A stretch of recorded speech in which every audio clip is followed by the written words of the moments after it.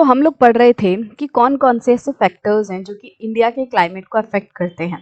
तो उसमें से हमने दो फैक्टर्स जो हैं वो सबसे पहले डिस्कस किए, जो कि थे लैटिट्यूड एंड ऑल्टीट्यूड। उसके बाद थर्ड जो फैक्टर है प्रेशर एंड विंड्स का, वो हमने स्टार्ट किया था। अब प्रेशर एंड विंड जो है वो एक ऐसा फैक्टर है जो कि बहुत ही ज़्यादा टेक्निकल है, जिसको समझने के लिए आपको और काफ़ी सारी चीज़ों को समझना पड़ेगा।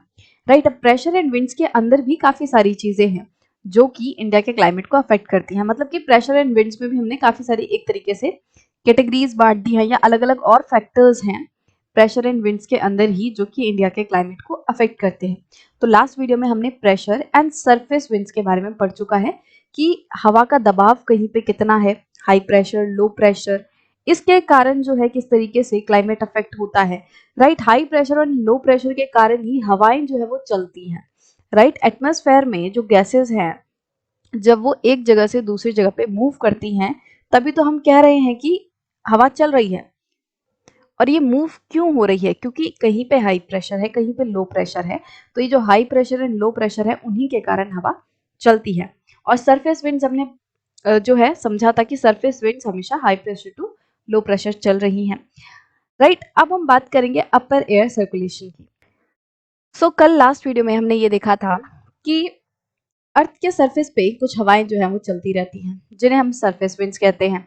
अब ये सरफेस विंड्स कैसे चल रही हैं कि किसी जगह पे बहुत ज़्यादा हीट है, मान लो यहाँ पे अगर बहुत ज़्यादा हीट है, तो यहाँ की हवाएं जो है वो ऊपर उठ जाएंगी, और फिर वो ऊपर उठ के धीरे धीरे करके इस तरफ जहाँ पे उसको जगह मिलेगी वहां पे वो दबाव बनाने लगेंगी, और फिर इस जगह पे जहाँ पे ये हवाएं नीचे आके बैठ रही है, यहाँ पे क्या बन जाएगा? हाई प्रेशर बन जाएगा। अब इन हवाओं को भी तो कहीं जाना होगा, तो जहां इसको जगह मिलेगी, जगह कहाँ मिलेगी? इस तरफ, क्योंकि यहाँ पे हवा उठ गई थी ऊपर, इसका मतलब यहाँ पे वैक्यूम है, खाली जगह है। तो ये हवाएं दौड़कर इस जगह को भरने के लिए आ जाएंगी। अब नीचे तो ये हवाएं चल रही हैं, बट ऊपर भी तो कुछ हो रहा होगा। राइट। तो ऊपर जो हवाएं चलती हैं उन्हें हम कहते हैं अपर एयर सर्कुलेशन। अब ये जो हवाएं हैं वो कुछ तो ऐसे नीचे की तरफ आ गई, जब ये हवा यहाँ से उठी और ऐसे आई, तो कुछ हवा तो यहाँ नीचे आ गई, बट कुछ हवा यहाँ ऊपर भी जाती है। राइट। और ये हवाएं ऊपर इकट्ठा हो होके बहुत तेज तेज चलती हैं। राइट। इनमें अपनी ही एक्टिविटीज हो रही होती है ऊपर की तरफ। The upper air circulation in this region is dominated by westerly flow. अब इंडिया का जो नॉर्दर्न इलाका है, मतलब हिमालय के आसपास वाला इलाका, मतलब कि लगभग 27 डिग्री से लेकर 30 डिग्री नॉर्थ लैटिट्यूड वाला जो इलाका है, यहाँ पे जेट स्ट्रीम जो है वो फ्लो करती हैं। अब ये जो जेट स्ट्रीम है ये वेस्टर्ली फ्लो का पार्ट है। इंडिया का जो नॉर्दर्न इलाका है, यहाँ पे जो अपर एयर सर्कुलेशन है वो बहुत ज्यादा डोमिनेट होता है किससे? वेस्टर्ली फ्लोज से। वेस्टर्ली फ्लोज मतलब ऐसी हवाएं जो वेस्ट तरफ से आ रही हैं। राइट। मतलब कि जो मेडिटेरेनियन सी है, जो अमेरिका वाली तरफ है, वहां से हवाएं जो है वो इस तरफ यूरोप वाली तरफ से ऐसे हवाएं इंडिया की तरफ बहती हुई आती हैं। तो अब ये जो हवाएं हैं ये ऊपर बह रही हैं, ये सरफेस पे नहीं, ये ऊपर बह रही हैं। राइट। और इन वेस्टर्ली फ्लोज का एक इंपॉर्टेंट पार्ट है जेट स्ट्रीम, और ये जो जेट स्ट्रीम है वो लगभग 27 degree to 30 degree north latitude में पड़ती हैं इंडिया के, या अर्थ के लैटिट्यूड पे। राइट। लैटिट्यूड तो पूरे अर्थ का है। तो ये जो जेट स्ट्रीम है ये इन लैटिट्यूड्स के बीच में बहती हैं। Therefore they are known as subtropical westerly jet streams, और इसीलिए इनको सब ट्रॉपिकल वेस्टर्ली जेट स्ट्रीम कहा जाता है। सब ट्रॉपिकल क्यों?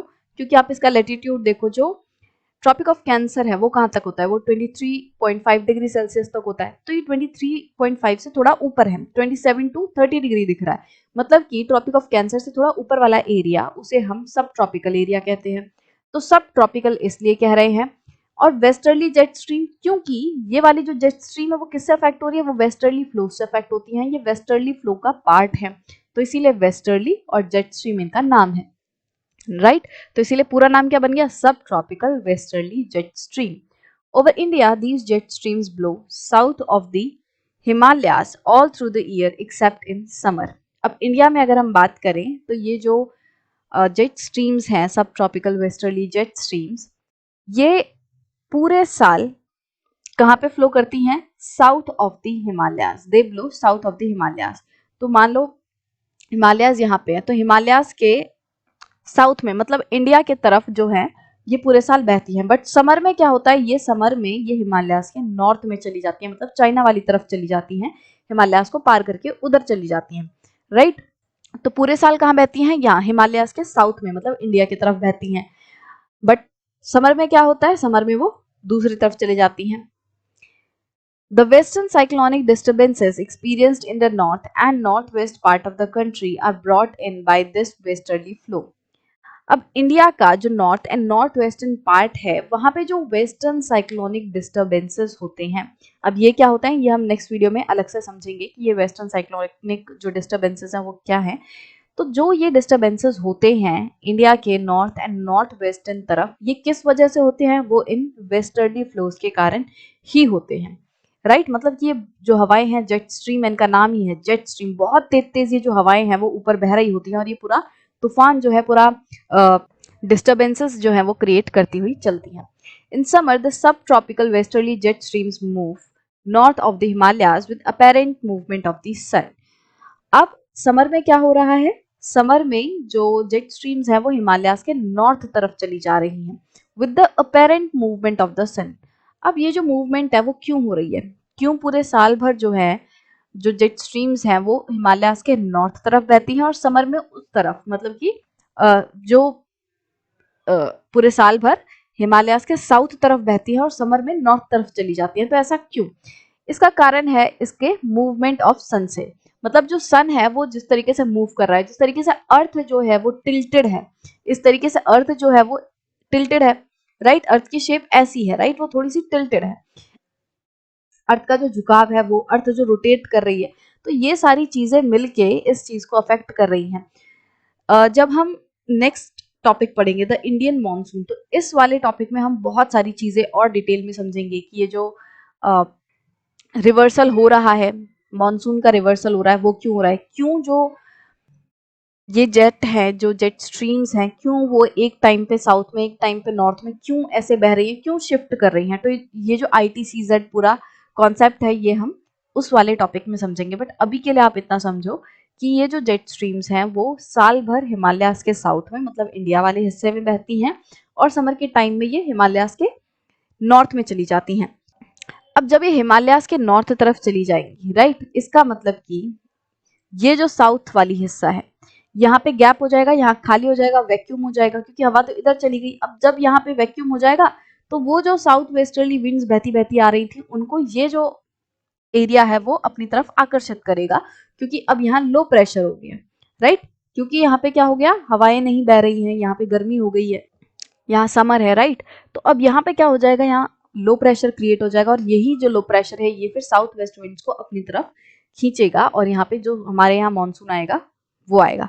तो सारी चीजें जो है ना वो कनेक्टेड है एक दूसरे से। कोई भी चीज जो है वो किसी एक वजह से नहीं हो रही। मतलब अगर हम यूं कहें कि मानसून जो है वो इस वजह से आ रहा है, किसी एक पर्टिकुलर फैक्टर का नाम दे दे, तो हम नहीं दे पाएंगे, क्योंकि सारी चीजें जो है वो एक दूसरे को इन्फ्लुएंस कर रही हैं और फिर जो है वो मानसून आ रहा है। और सर्दियों में आपने देखा होगा कि कभी कभी ना बारिश हो जाती है। तो वो बारिश क्यों होती है? क्योंकि सर्दियों में और पूरे साल भर जो है हम कह रहे हैं कि जो जेट स्ट्रीम्स हैं वो हिमालयाज के साउथ में, मतलब इंडिया वाले तरफ, इंडिया के नॉर्दर्न हिस्से में ऐसे बह रही हैं। तो अब ठंडियों वाले टाइम में क्या होता है कि यहाँ पे साइक्लोन्स वगैरह आ रहे होते हैं, तो बहुत सारा पानी जो है ये हवाएं अपने साथ लेके चलती हैं। तो थोड़ी बहुत जो बारिश है वो इंडिया में नॉर्थ तरफ सर्दियों के मौसम में भी कभी कभी हमें देखने मिल जाती है। तो जो वो होती है ना, तो वो जेट स्ट्रीम ही लाती है वो वाली बारिश ठंडियों में। An easterly jet stream called the subtropical easterly jet stream blows over the peninsula India. अब अभी तो हमने बात की कि जो सब ट्रॉपिकल वेस्टर्ली जेट स्ट्रीम थी वो इंडिया के नॉर्थ तरफ बहती है। अब इंडिया के साउथ में पेनिनसुला इंडिया में, जो हमारा पेनिनसुला इंडिया है, यहाँ पे कौन सी विंड्स बहती हैं? यहाँ पे सब ट्रॉपिकल ईस्टर्ली जेट स्ट्रीम बहती हैं, राइट। मतलब कि जो नॉर्थ है उसमें वेस्ट से बह रही हैं और जो साउथ है पेनिनसुला इंडिया वो ईस्ट से बहती हुई आ रही हैं, ऐसे हवा बह रही है। और ये जो सब ट्रॉपिकल ईस्टर्ली जेट स्ट्रीम है ये कहाँ पे बह रही हैं? They are blowing over around 14 degree north जो लेटीट्यूड है वहां पे बह रही हैं। तो वेस्टर्ली जेट स्ट्रीम जो है वो लगभग 27 से लेकर 30 डिग्री नॉर्थ लेटीट्यूड में बहती हैं और जो सब ट्रॉपिकल ईस्टर्ली जेट स्ट्रीम्स हैं ये लगभग 14 डिग्री नॉर्थ लेटीट्यूड में फ्लो करती हैं, ब्लो करती हैं। और ये समर के मंथ्स में यहाँ पे हमें पेनिनसुला इंडिया में इस तरीके से ईस्टर्ली जेट स्ट्रीम्स बहती हुई दिखाई देती हैं। तो जस्ट मैंने आपको बताया कि किस तरीके से जो ईस्टर्ली और वेस्टर्ली जो जेट स्ट्रीम्स है वो अपने साथ पानी ला रही हैं। ठंडियों के मौसम में यहाँ पे थोड़ी बारिश हो रही है और जो मॉनसून आ रहा है उसको आकर्षित करने में भी जो जेट स्ट्रीम है उनका काफ़ी बड़ा योगदान है, क्योंकि वो हिमालयाज़ की तरफ के नॉर्थ तरफ शिफ्ट कर जाती हैं। अब हिमालयाज़ के नॉर्थ तरफ शिफ्ट करके वो यहाँ खाली जगह कर देती हैं, जो कि फिर हवाओं को अपनी तरफ आकर्षित करता है। यहाँ पे लो प्रेशर बन जाता है तो हाई प्रेशर से इस तरफ लो प्रेशर की तरफ हवाएं जो है वो आने लगती हैं, और वो क्योंकि अपने साथ पानी लाती हैं तो यहाँ पे बारिश होने लगती है। तो इस तरीके से ये जो अपर एयर सर्कुलेशन है वो भी इंडिया के क्लाइमेट को अफेक्ट कर रहा है और यहाँ पे मॉनसून क्लाइमेट लाने में योगदान दे रहा है।